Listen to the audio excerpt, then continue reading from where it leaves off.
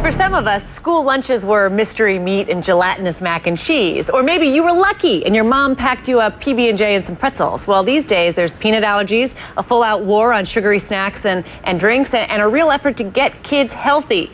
Kat Kinsman is the managing editor of CNN Etocracy, and Gregory Jansen, author of Healthy Habits, Happy Kids. Okay, both of you, on our radar this week, chocolate milk. A number of schools are banning it, but in Fairfax County, Virginia, a new low-fat version had to be put back on the menu because parents, students, nutritionists, and special interest groups complained. Gregory, they said no, they wanted to keep the chocolate milk. The kids were in an uproar. Is there a way to tweak our school lunches so we can keep the things we love, but also get rid of all the sugar?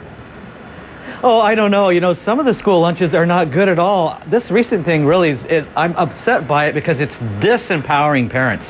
What do you mean disempowering parents? You're upset that the chocolate milk got back on? Well, you know, here's the thing. No, that's okay. But if we try to control the lunches, and what we're doing is saying what's best for our kid, what's happening is the parents are losing a freedom of choice of what they need to do for their kid. I see what you mean. Well, you know, this brings me to a story also this week in one Chicago school. Homemade lunch from home, no longer an option. The Little Village Academy banned brown bag lunches from home because unless the student had a medical excuse. The reason is the principal says nutrition-wise, the food they serve is healthier. Kat, what we're taking to school for our kids isn't always the best thing. It is not. There are so many better decisions that can be made, and that's why it really should come from the parents. The second you demonize a food, the kid wants nothing but that food. You know, it's exactly right. Well, Gregory, you know, in the case of the Chicago school, one thing that's interesting is that a majority of the kids are on a school lunch program anyway, and the school is on this kind of mission to make sure that what the kids are eating is healthy for them, because they said, frankly, that what the parents were sending wasn't healthy. So I guess I don't know. I see it both ways. I can see the school getting involved, but I can also see parents want the choice. Well, as a parent, if I can involve my kid in packing a lunch and doing it as a teamwork and using it as a learning opportunity, and I can throw a nice note in the lunch bag comes back, I can look and see what they ate or didn't eat, and I can use it as a great learning opportunity. Kat, what are most kids getting at lunch for school? Oh, it depends on the district, but often it's not pretty. It's a lot of great big Cisco cans that come in there, a lot of high fructose corn syrup and fat, and really it's... Even the applesauce is full of an awful lot of things before you get to the apples. This is true. And some districts are trying to do better about it. Chicago School District made regulations a lot better, but it's still, there's a long way to go. Greg, healthy eating has to start at home, but 34% of American adults are obese, Greg. So how can parents make healthy eating a part of daily life? Well, this is the thing. We've got to look at ourselves first, because until we do that, you know, our kids are going to... we have more obese kids now than we've ever had before, and the toddlers are overweight. We've got to make bigger car seats.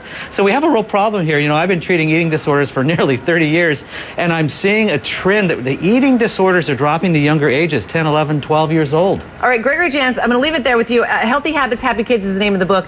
Thank you for that. And maybe stick around, Greg, so you can see this too, because Kat's going to give us a demonstration about what we should be packing to lunch. We can complain about what the school is serving and how maybe it's too slow, the changes to more healthy food in some school districts. But what can you pack at home, Kat, to make sure that your kid is getting what they need? I agree with him so much that you just have to make it fun, visually appealing, and there's some tricks that you can use. Marketers have every trick at their disposal. So it's branding the school lunch. You absolutely have to brand your school lunch if you're allowed to bring it yourself. Now, this doesn't look very pretty. The great thing about this, it's a wrap. The kids are never going to see this wonderful healthy part because peanut butter used to be a staple. You can't really use that anymore.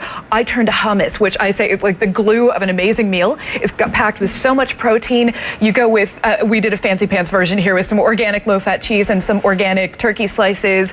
You can, you know, whatever you can afford is great, just so long as you're trying some great multi-grains there that you just can buy in bulk, make a batch of them. And then you roll this up and cut it up, and the kid thinks it's a burrito or something kind of neat looking. And you stack it, you stack the deck in your favor. So you figure out what the kids are already willing to eat at home healthily because you're cooking healthily at home, aren't you? Kat Kinsman, the managing editor of CNN Etocracy, thank you so much. Thank you. C may be for cookie, but S stands for spending, sharing, and saving. Our very special and hungry guest, Cookie Monster. He's here to show us how easy it can be to save. Oh, you want me to save it? Sorry. Let me save it. Dum-de-dum-dum-dum.